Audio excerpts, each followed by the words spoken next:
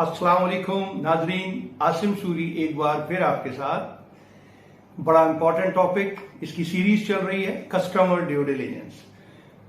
नाजरीन, customer due diligence की importance का अंदाजा इससे लगाया जा सकता है कि आजकल की बैंकिंग शोबा कोई भी हो, कोई ग्रुप, कोई फील्ड, एक कदम भी कस्टमर ड्यू डिलिजेंस के बगैर चल नहीं सकती। कदम कदम पर सीडीडी की रिक्वायरमेंट्स, सीडीडी की रेगुलेशंस मौजूद हैं। इसी इंपॉर्टेंस को देखते हुए हम इस सीरीज को आपके साथ आहिस्ता आहिस्ता आगे लेके चल रहे हैं।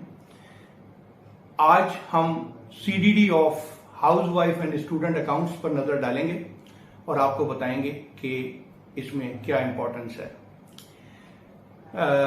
वैसे तो अगर आप देखें तो आपको स्टूडेंट अकाउंट और हाउस वाइफ अकाउंट एक बड़ा नॉर्मल अकाउंट नजर आता है, बट याद रखें कि इसमें कुछ high risk important factors, elements मौजूद हैं जिनकी सीडीडी बड़ी आराम और तसल्ली से करने की जरूरत है, और इन्हीं को आज हम आपके सामने रखेंगे। नाज़रीन, customer due diligence of house wife and student accounts. Students और हाउस वाइफ एक ऐसी कैटेगरीज हैं जिनकी अपनी कोई सोर्स ऑफ इनकम नहीं है। That's why they are recognising as housewife and student. But इनके अकाउंट्स में फंड आने हैं, ये अकाउंट्स रन होने हैं, लिहाजा हमें देखना है कि ये फंड्स कहां से आने हैं। सो this is the important factor. Number 1, ये अकाउंट्स डिपेंडेंट हैं किसी और सोर्स ऑफ इनकम पे। फॉर एग्जाम्पल, अगर एक स्टूडेंट अकाउंट खुलवाता है तो वो अपनी स्टूडेंट्स अकाउंट में कहता है कि मेरे फादर, मेरे भाई, मेरी मदर, कोई भी अपनी सोर्स ऑफ इनकम से मुझे सपोर्ट करेगा।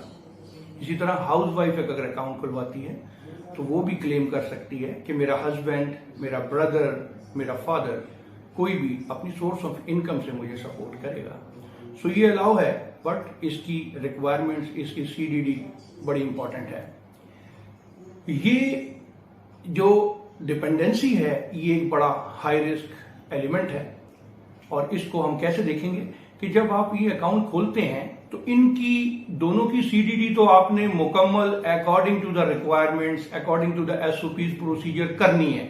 हर चीज इनकी देखनी है, सीएनआईसी की वेरिफिकेशन, चेक्स जो भी हैं, सोर्स ऑफ इनकम के अलावा इनकी जो स्टूडेंट या हाउस वाइफ का स्टेटस है उसकी एविडेंसेस आपने लेनी है कि ये स्टूडेंट है, ये हाउस वाइफ है, ये जो भी है। बट जो इंपॉर्टेंट फैक्टर है वो ये है कि आपने मुकम्मल कस्टमर ड्यू डिलिजेंस उन लोगों की भी करनी है जिन पर ये डिपेंडेंट हैं। जी हाँ, सब फैक्टर्स, तमाम फैक्टर्स की जांच पड़ताल आपने करनी है उस बंदे की जो इन्हें सपोर्ट कर रहा है, सीएनआईसी से लेकर where about source of income तक हर चीज डॉक्यूमेंट होगी, और उसकी भी मुकम्मल तसल्ली करने के बाद इस अकाउंट को आप आगे लेके चल सकेंगे। सो ये आपने जरूर नोट रखना है कि उस बंदे की हर चीज जो है वो आपने कस्टमर ड्यू डिलिजेंस के चैनल पर डालनी है, और उसको देखना है एज पर एसओपीज और प्रोसीजर्स जो आपके कस्टमर के लिए हैं, वही रिक्वायरमेंट्स यहां भी होंगी। बहुत सारे बैंक ये भी करते हैं कि उस कस्टमर ड्यू डिलिजेंस में एक एडिशनली एक अंडरटेकिंग भी लेते हैं।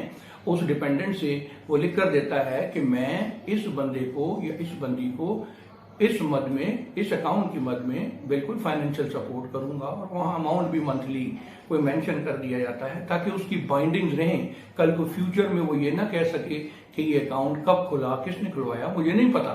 सो एक अंडरटेकिंग लेकर उसको आप बाउंड करते हैं कि वो भी यहां बता रहा है कि मैं इसे सपोर्ट करूंगा। So this is basically the important factor कि डिपेंडेंट जिस पर हैं ये लोग, उनकी customer due diligence. Number 2, customer risk rating. इन दोनों की कस्टमर रिस्क रेटिंग अमूमन लो मीडियम में फॉल कर जाती है। Systematic reporting, systematic risk ratings हैं कस्टमर्स की। सो एक चीज पॉलिसीज, एसओपीज में होनी चाहिए बैंक्स के, बड़ी अच्छी है कि ब्रांच मैनेजर्स को सब्जेक्टिव अपवर्ड मूव करने की इजाजत हो 1 स्टेप इस रिस्क रेटिंग को। फॉर एग्जाम्पल, अगर ये रिस्क रेटिंग लो आ रही है और कुछ सब्जेक्टिव फैक्टर्स ब्रांच मैनेजर के पास हैं और वो चाहता है कि ये लो ना मीडियम हो, तो वो एक ग्रेड इस रेटिंग को अप कर सके। सो एसओपीज, पॉलिसीज, प्रोसीजर में ये प्रोविजन रखें ताकि इन अकाउंट्स में अगर कोई हाई रिस्क एलिमेंट या फैक्टर नजर आए जो सिस्टमैटिक रिस्क रेटिंग में वेटेज की वजह से उस रिस्क को कैप्चर उस लेवल पे ना कर रहे हो जहां ब्रांच मैनेजर असेस कर रहा है, तो वो एक ग्रेड उसे अप कर सके। अगर लो है तो उसे मीडियम, और अगर मीडियम है तो उसे हाई। फॉर एग्जाम्पल, आपको मैं एक एग्जाम्पल देता हूं। एक हाउस वाइफ का अकाउंट खुलता है और वो अपनी ड्यू डिलीजेंस कराती है, फिर अपने हस्बैंड की ड्यू डिलीजेंस कराते वक्त पता लगता है कि वो जो उनका हस्बैंड है वो एक सीनियर पुलिस ऑफिसर है। नॉट अ मोस्ट सीनियर, पैप नहीं है, बट एक आप कह लें कि डीएसपी रैंक का ऑफिसर है, मिडिल रैंक ऑफिसर है। सो ये प्रोफेशन या ये रैंक हाई रिस्क रैंक है। तो इसको अगर आपकी रिस्क रेटिंग कस्टमर की लो आ रही है तो आपका ब्रांच मैनेजर इसे मीडियम पे रख के इसके रिस्क को मैनेज कर सके। तो रिस्क रेटिंग के ऊपर भी इसमें एक रिस्क मौजूद है।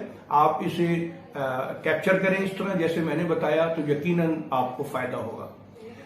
सो ये बेसिकली अकाउंट ओपनिंग के लिए है। तो ठीक है, तो ये अकाउंट ओपनिंग पे अगर आप ये फैक्टर्स, ये सीडीडी डिपेंडेंट की, ये रिस्क रेटिंग का तरीका अप्लाई करते हैं तो यकीन जाने आप इसके अकाउंट ओपनिंग के वक्त के रिस्क से बिल्कुल सेफ रहेंगे।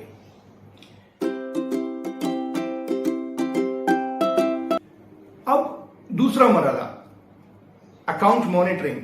यकीन माने जो इंपॉर्टेंस या जो रिस्क अकाउंट ओपनिंग के वक्त था इन अकाउंटों में, मेरा ख्याल है, मेरी अपनी नाकिस राय ये है कि अकाउंट मॉनिटरिंग में इससे ज्यादा रिस्क मौजूद है। जी नाज़रीन, माजी के अंदर हमने देखा मुल्कों में बेशुमार जगहों पे ये अकाउंट यूज हुए।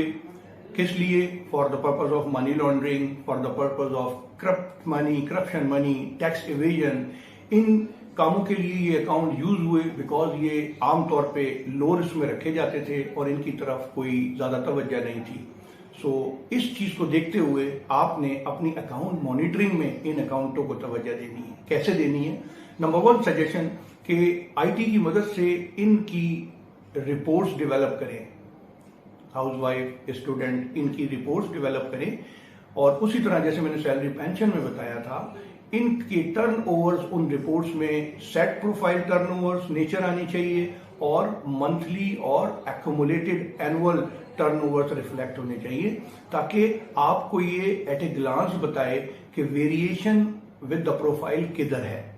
नाजरीन याद रखें कि अगर आप इसे मंथली या एटलीस्ट क्वार्टरली इसे आप रिव्यू कर लें, इसको ट्रिगर कर लें, यहां से देख लें कि ये जो रिपोर्ट्स हैं इनमें किन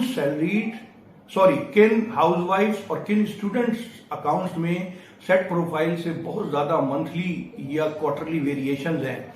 volume, number of transactions, amount उनका वेरी कर रहा है, तो आप उन कस्टमर्स को बुला सकते हैं, उनसे बात कर सकते हैं, उनसे पूछ सकते हैं कि जनाब आपके अकाउंट में ये बहुत ज्यादा हैवी ट्रांजैक्शंस चल रहे हैं, आप तो स्टूडेंट हैं, आपका इन ट्रांजैक्शन से क्या ताल्लुक है?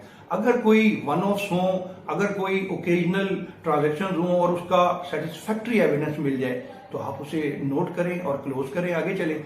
बट अगर ऐसा रेगुलर हो रहा है, ऐसा कंटिन्यूस हो रहा है और आपकी सेटिस्फैक्शन भी नहीं है, तो नादरीन यकीन जाने इन अकाउंट्स को साल चलाने के बाद किसी स्कैम में खुलने से और एजेंसी के आने के वक्त आपकी सीडीडी क्वेश्चनेबल होने से बेहतर है कि आप इन्हें क्वार्टरली ट्रिगर करके इनका किला कमा करें और इन्हें पूछें। अगर सेटिस्फेक्शन ना हो तो मेहरबानी करके इसकी एसटीआर रेज करें। This would be a beautiful STR, believe me. ये आपकी ट्रांजैक्शन मॉनिटरिंग की क्वालिटी है कि आप इसे यहां से ट्रिगर करके इसकी एसटीआर करें। तो ये इसका मैंने आपको ट्रांजैक्शन मॉनिटरिंग का भी बता दिया। तो मेरी रिक्वेस्ट है कि इस टॉपिक को प्लीज बार बार देखें, इसमें मौजूद हाई रिस्क फैक्टर एलिमेंट्स को मद्देनजर रखें और इसको अप्लाई करें। यकीन जाने न सिर्फ आप, आपका बैंक और ये मुल्क किसी भी बड़े रिस्क से सेव हो सकता है आपकी एक एसटीआर से। Thank you very much. मुझे उम्मीद है कि आप इस चैनल को देख रहे होंगे, रेगुलर देख रहे होंगे। सो प्लीज इस वीडियो को लाइक करें, इस चैनल को ज्यादा से ज्यादा सब्सक्राइब करें और keep watching. Thank you very much and Allah Hafiz.